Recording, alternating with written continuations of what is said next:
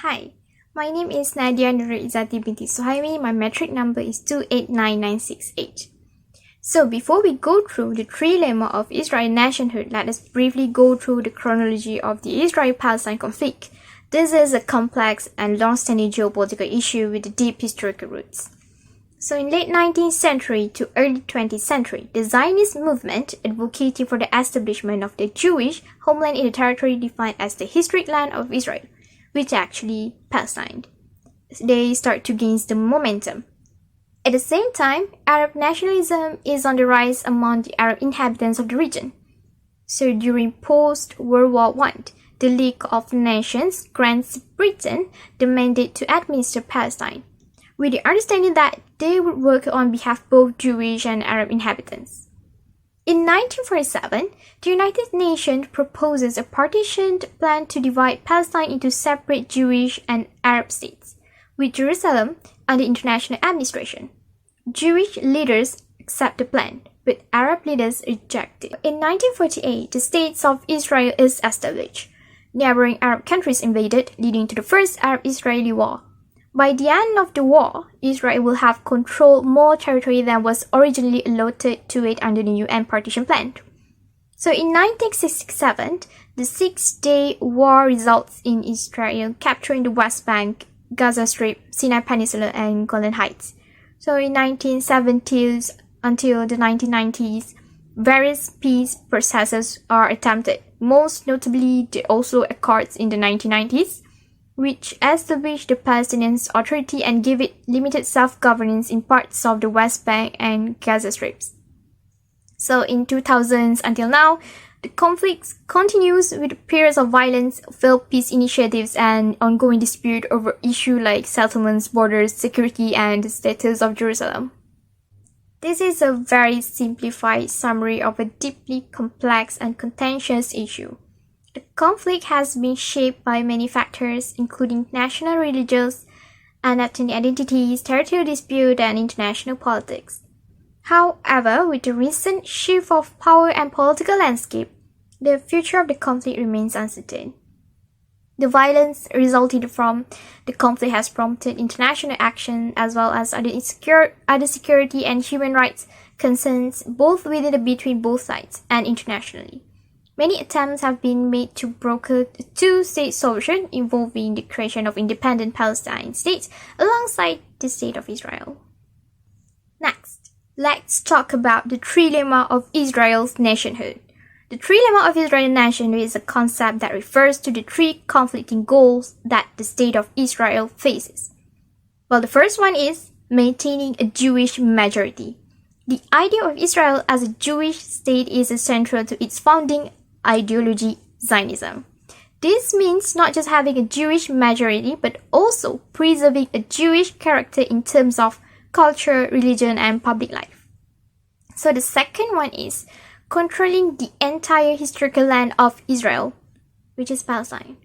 This refers to desire among some Israelis to maintain control over all the territory that they believe historically and biblically belongs to the Jewish people. This includes not just the internationally recognized border of Israel, but also the West Bank and sometimes the Gaza Strip, territories that Israel occupied in the 1967 war. So the third conflict is remaining a democratic state. Israel prides itself on being a democratic state, with a robust political system, rule of law, and respect for individual rights. This includes not just political rights like voting and free speech, but also civil rights like equality under the law. So, is there anything that Israel can do regarding this trilemma? So, the trilemma actually suggests that Israel can only achieve two of these goals at any one time. If Israel wants to maintain a Jewish majority and control the entire land, it may have to compromise its democratic values due to the large non-Jewish population in the territories. This could involve limiting their political rights, which is at odds with democratic principles. If it wants to be democratic and control the entire land, it may lose its Jewish majority. This is because the combined non-Jewish population of Israel and the territories, mainly Palestinians, could eventually outnumber the Jewish population.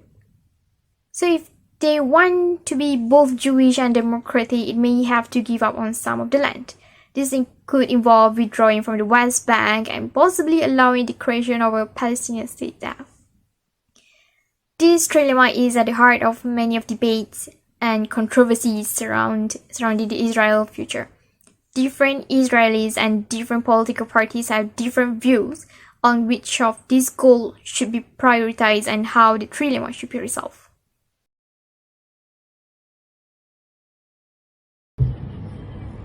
Hello everyone, my name is Muhammad Nur Hakim Mejais and my metric number is 287564. The two-state solution is a solution that has been proposed by the most countries in the world to resolve the conflict that has occurred between Palestine and Israel until today. This step is seen as one of how the both sides can get right to control their representative territories in their land. To delve into the more detail about the two-state solution conflict between Palestine and Israel, we can look at several aspects. The division of territory, where both countries will be divided into the two borders, that Israel will occupy the most of the land in the West Jordan River and the other part will be given to Palestine. These two regions have their own sovereignty, which means they can establish their own government, law and military. However, there will be dispute between the two regions regarding the ownership of Jerusalem. Jerusalem is the holy house of Islam and Jews, that the two states will struggle to get it. However, this measure is seen unable to provide any solution to the conflict that occur because the both parties are agree to this solution. This following is analysis that can be evident of why this two-state solution is seen as unable to provide solution to this issue that occurred against these two parties. If we look at the history of the proposed solution, it has happened since 1993, where the Israel government and the Palestinian Liberalization Organization (PLO) agreed to implement a two-state solution plan as a part of the Oslo Agreement. But until today, we can see that no solution can be done because the agreement are not to agree between the two parties. Various series of war has occurred following Israel's desire to expand its territory. Among the events of war that had led at the expansion of Israel territory is the First Arab-Israel War from 1948 until 1949. This war has led to the United Nations Resolution 181, which has divided Palestine into the two parts. In 1967, we can see the Six-Day War, in which Israel continued to expand its territory until the West Bank. The war until now, we can see that we can give any solution for this war and the territorial dispute between Israel and Palestine. So, we have expressed our view that the two-state solution is not the best way to resolve the Palestinian and Israel conflict because the two sides are not agree and can't accept the solution. Why we not agree with this solution?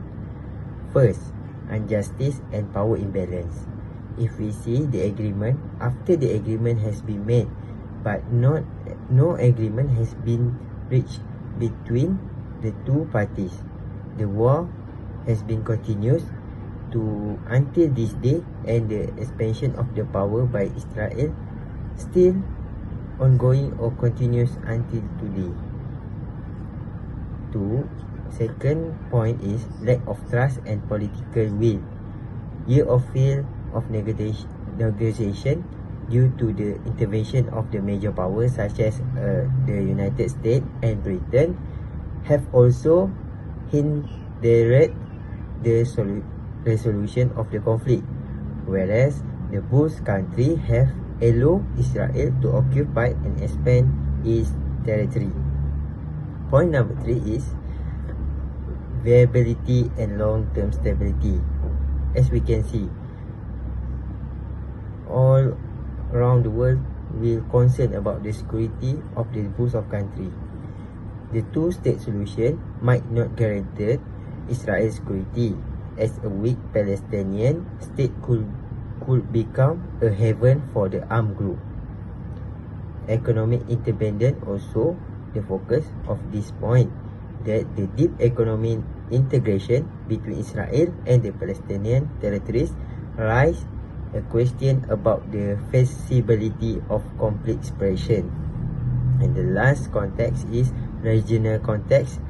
The complex geopolitical landscape of the Middle East, which ongoing conflict and external actor could further destabilize a two-state solution. Assalamualaikum warahmatullahi wabarakatuh, and hi, my name is Siti Aisyah binti Syamsuddin. My matrix number is 285645. Now I will talk about the alternative regarding the issues which involve Palestine and Israel. In this part, I propose two alternatives, which are one-state solution and confederation. Okay, now we will move to the first part of alternative, which is a one-state solution. A one-state solution refers to the idea of resolving the Israel-Palestine issues by creating a single, unified and democratic state that would encompass both Israel and the Palestinian territories. The idea of a binational state in the region dates back to the early 20th century, championed by figures like Judah Magnus and Arthur Rupin. In this scenario, Israelis and Palestinians would live together as equal citizens in one political entity, sharing the same government and institutions. Decades of failed peace talk and ongoing Israeli settlement expansion in the West Bank have raised doubts about the two-state solution's feasibility. Critics argue that the territorial realities and demographic changes make separation impractical. The current situation in Israel and Palestine increasingly resembles a de facto one state with interconnected economies, infrastructure and security. This reality undermines the idea of complete separation. Okay, I will emphasize 5 key features and aspects of the one-state solution. Include the first one, equal citizenship.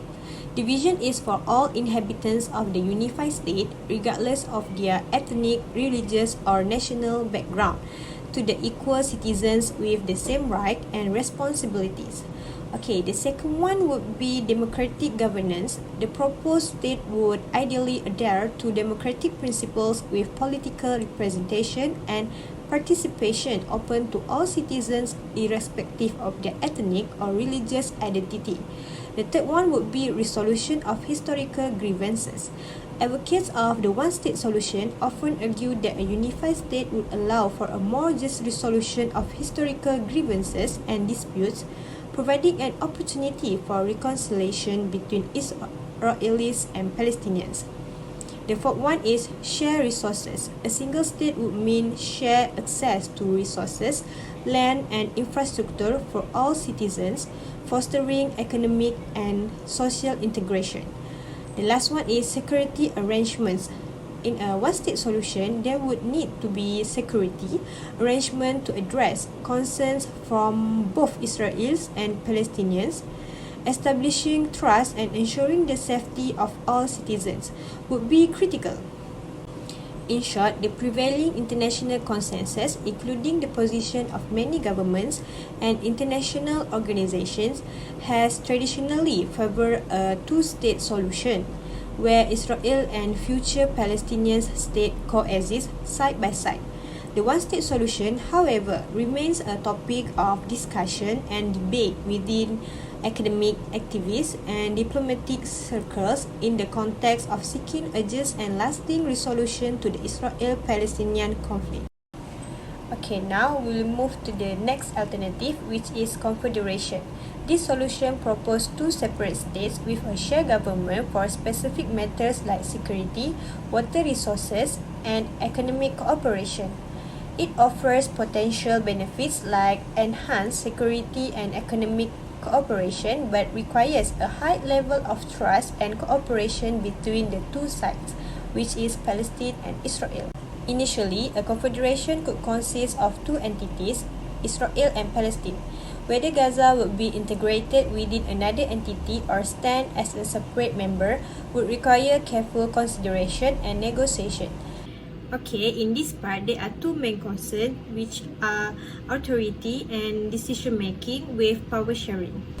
In terms of central authority, a confederate body established by agreement and with powers delegated by the member states would handle matters of mutual interest like security and defense. This means joint mechanism could oversee regional security, border control, and possibly a unified military force. Next is foreign policy. Coordinated representation on international affairs could promote regional stability and economic opportunities. The third one would be resource management. Joint initiative could manage vital resources like water, energy, and environmental protection. The next one is economic cooperation. Fostering trade and infrastructure development across the confederation could benefit all members. Next is member state autonomy. Each entity would retain control over internal affairs like governance, law, enforcement, education, and cultural practices. This autonomy acknowledges and respects distinct identities and traditions. Okay, now we will move to the next key features, which is decision making and power sharing. In this part, there are some key points. The first one is fair representation. Establishing a fair and equitable power sharing mechanism in the confederate body is crucial. Options like equal representation, weighted voting based on population, or rotating leadership could be explored. Okay, the next key point is consensus building.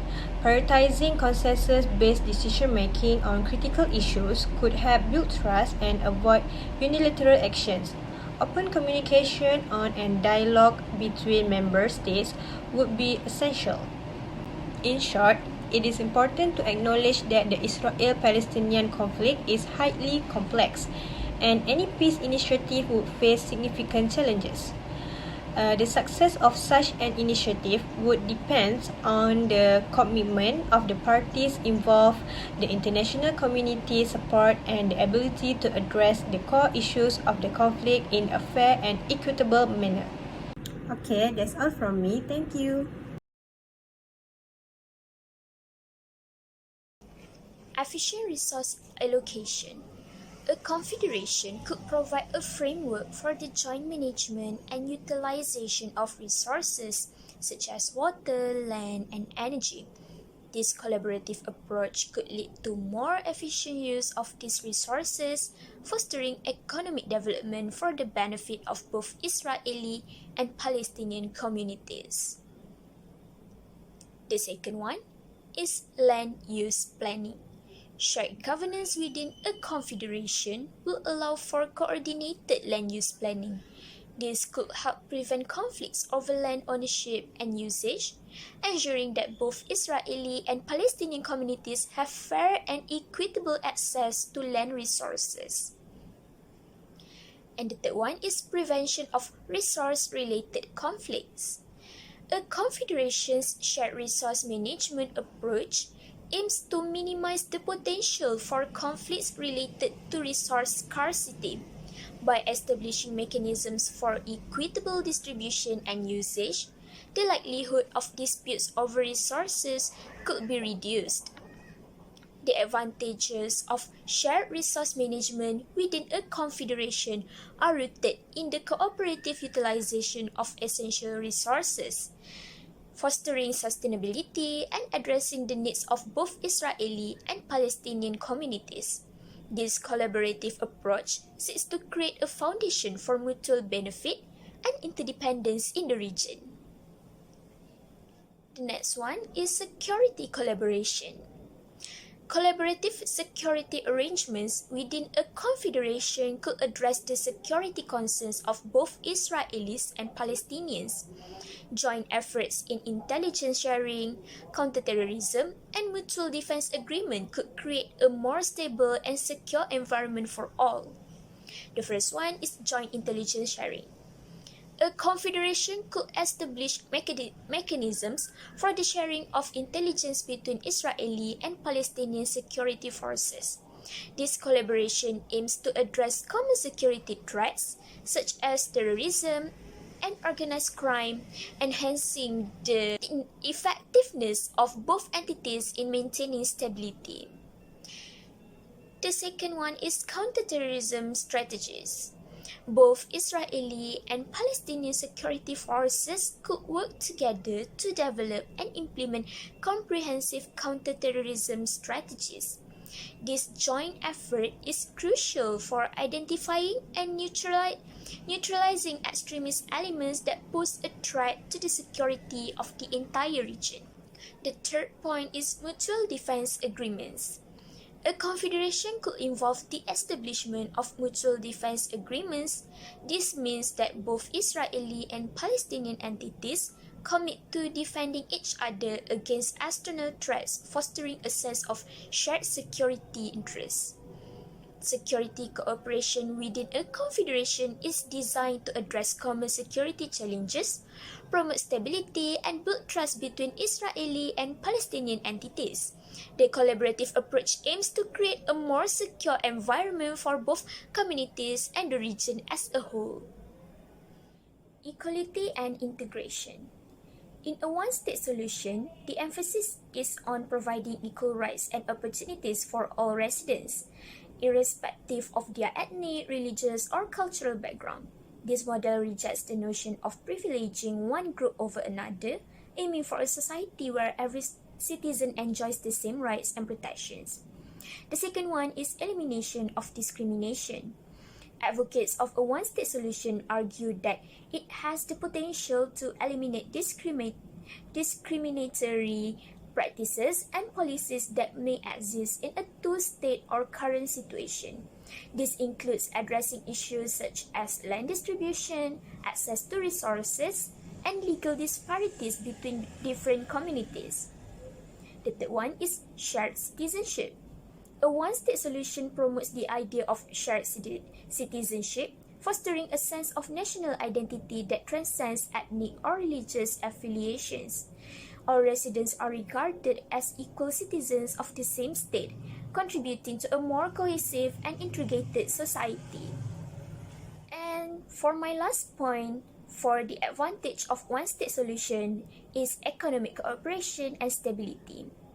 The first point is integrated economic infrastructure. A one-state solution can lead to the development of integrated economic infrastructure that benefits all citizens. Shared transportation networks, energy grids, and communication systems can promote economic efficiency and connectivity across regions. The second point is trade and market integration. Economic cooperation in a unified state can facilitate smoother trade and market integration. By removing barriers between Israeli and Palestinian economies, businesses on both sides can access larger markets and benefit from increased economic opportunities.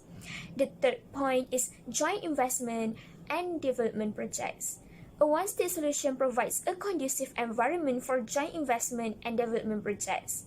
Shared resources and collaborative initiatives can lead to a creation of new industries, job opportunities, and economic growth that benefit the entire population. Assalamualaikum warahmatullahi wabarakatuh. My name is Siti Balkis binti Rahaiza and my metric number 287914. So basically, I'm going to tell you about what is the challenges for Israel and Palestine if they choose the confederation and one-state solution as their solutions. The first challenges that Palestine and Israel to face is about security concern, which is terrorism and violence. Both Israel and Palestinians have experienced acts of terrorism and violence. Both of them have been targeted by suicide, bombing, stabbing and shooting, while also both of them face military operation raids and target killings. After that, intelligence sharing and cooperation to fight complementary threats is its importance that Israel and Palestine security forces create trust and establish procedure for intelligence sharing and cooperation. However, this effort have been hampered by political tensions and a lack of trust. Confidence building measures could involve increased communication, joint patrol and coordinate efforts to combat terrorism while minimizing civilian disruptions. The second challenge is political will and leadership. For real negotiation to take place, the leadership of both Israel and the Palestinians must maintain their commitment. This calls for a willingness to make compromise, have conversation even in trying circumstances, and work towards peaceful solutions in the face of difficulty. The first one, domestic political pressures. Political parties, hardline factions, and interest groups that are against compromise and compromise put pressure on leaders on both sides from inside. This limits the ability of leaders to negotiate or offer compromise that are thought to be unpopular. Role of external influence is the second point of political will and leadership, which is achieving success could be made easier or slow by other actors such as international actors or regional force.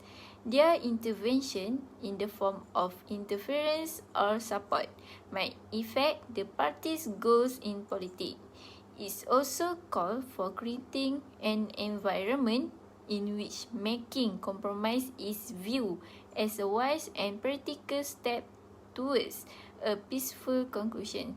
Such effort can be greatly supported and sustained by international negotiation and support. The third challenge is refugee rights, which is a delicate and deeply established part of the Israel-Palestine conflict. The refugee question principally from the events surrounding Israel 1948, founding the Nakba and subsequent conflicts. The following are some salient points of the refugee crisis, which is the first one is the right of return. Palestinians have consistently demanded the right of return to their ancestors' homes, a core issue in negotiation. They seek the implementation of UN Resolution 194, which asserts the right of Palestinian refugees to return to their homes and receive compensation for their loss. The second one is the challenges of repatriation and resettlement. The practical application of the right of return is a challenging task because of the huge number of refugees and the generation that have passed since the first leaving. Important logistical, political, and social difficulties often arise when it's come to compensation, resettlement, or assimilation into host nations.